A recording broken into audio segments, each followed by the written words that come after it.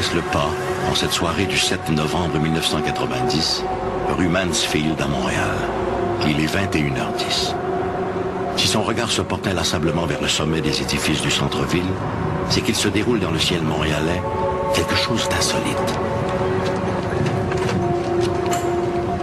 Notre homme s'arrête au Hilton de la place Bonaventure.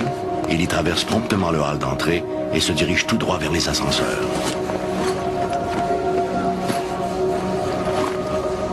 Cet hôtel du centre-ville se distingue par sa piscine fonctionnelle les 12 mois de l'année, aménagée sur le toit de l'édifice. Mais en cette soirée de novembre, il s'y trouve plus de curieux que de baigneurs.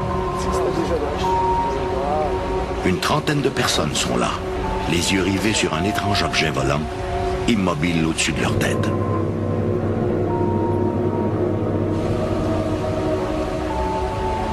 L'engin ressemble à une sphère aplatie, faite d'un métal sombre et poli. Tout autour, des lumières ambres jettent des reflets verts et jaunes à travers les nuages.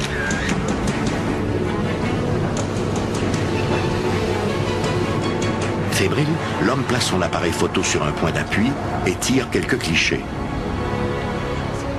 Marcel Laroche, journaliste au quotidien Montréal et La Presse, est loin de s'imaginer que ces clichés deviendront les pièces maîtresses de l'une des plus étonnantes observations d'OVNI de l'histoire du Canada.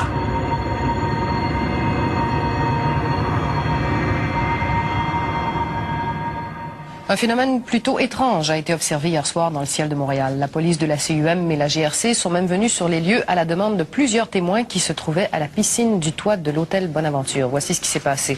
Selon le rapport rédigé par la GRC, entre 2 et 5 lumières et un faisceau lumineux quasi stationnaire ont été aperçus dans le ciel à compter de 20 heures.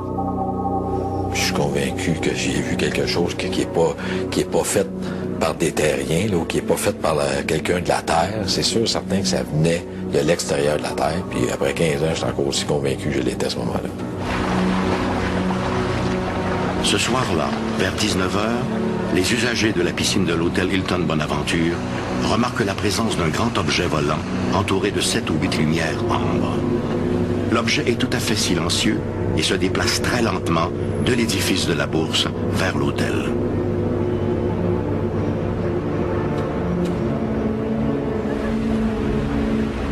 Pour certains, l'apparition rappelle ces ovnis dépeints dans le classique Rencontre du troisième type de Steven Spielberg. Intrigués, ils en informent la direction de l'hôtel. Bientôt, la terrasse grouille d'une agitation particulière.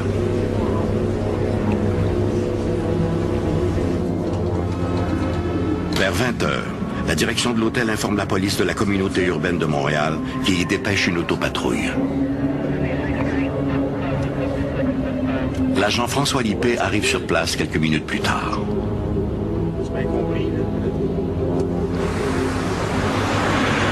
Comme tous les témoins qui sont présents, il ne peut que confirmer la présence de l'objet.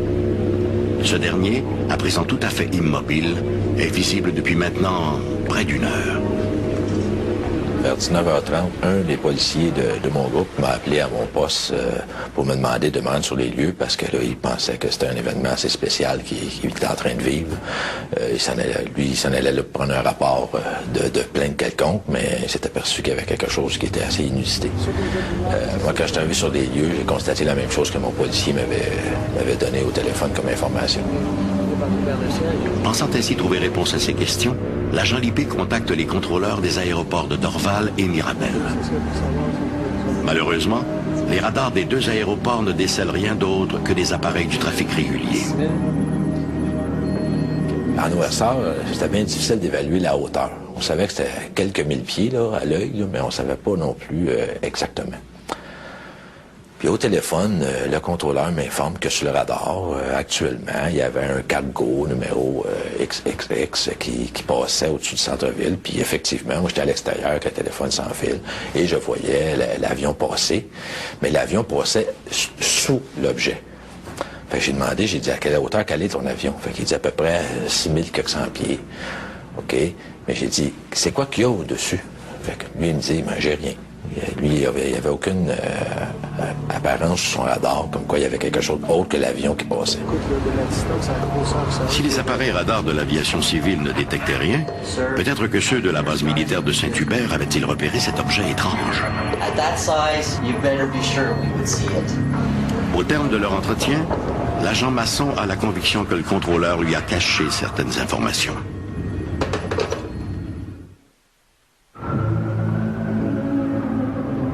À ce moment-là, il y avait le mille de la Gauchetière qui était en construction. Puis il y avait déjà, lui, ses tours, puis tout le système là, de grues pour monter les marchandises. Lui, il y avait beaucoup de grosses lumières blanches là, pour éclairer le chantier de construction.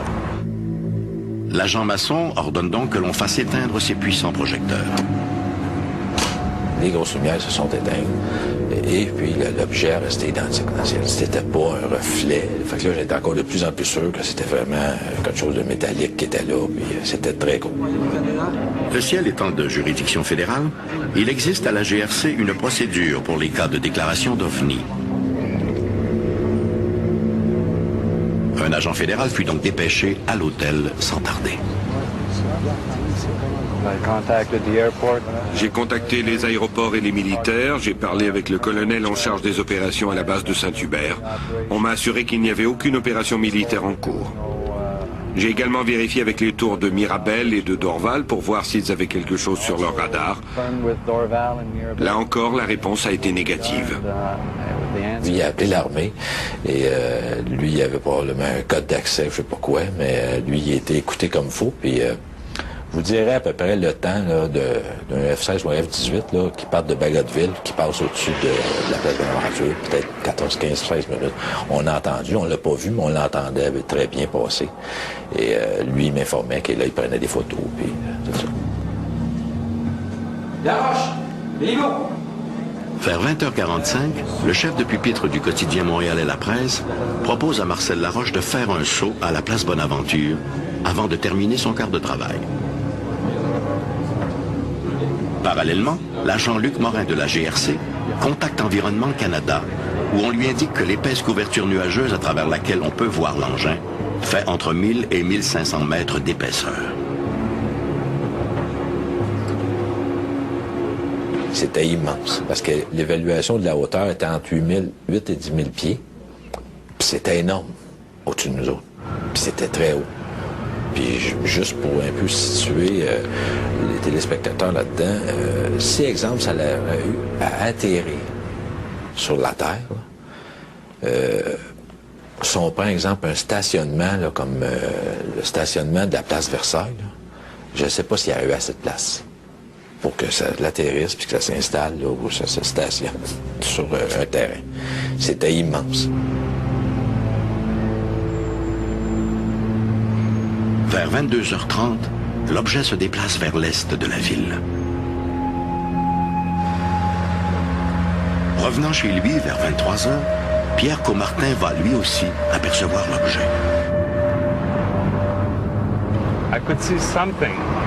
J'ai vu un objet étrange, juste au-dessus de la tour illuminée du stade olympique.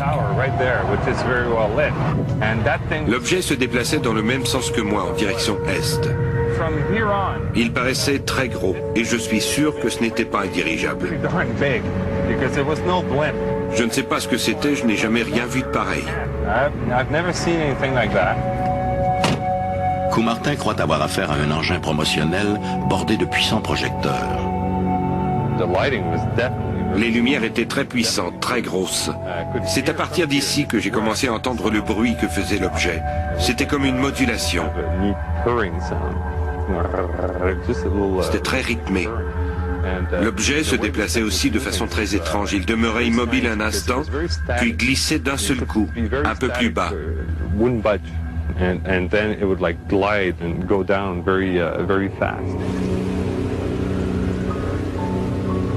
Les photos prises ce soir-là par Marcel Laroche furent envoyées au Dr Richard Haynes, spécialiste en optique pour le laboratoire Ames de la NASA.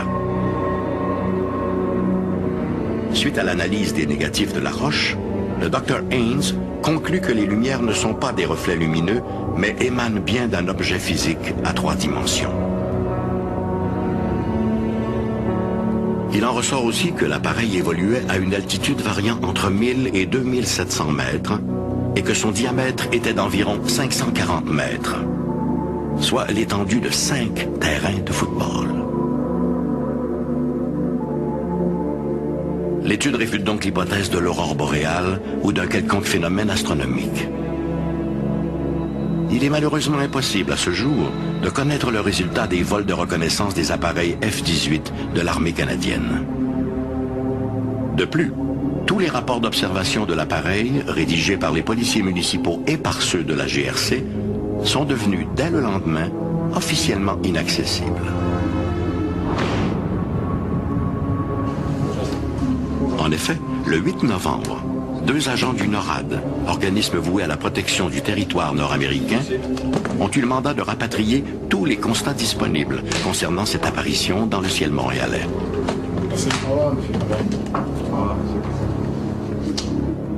C'est sans plus d'explication que prit fin pour les Montréalais une des plus impressionnantes observations d'OVNI en sol canadien.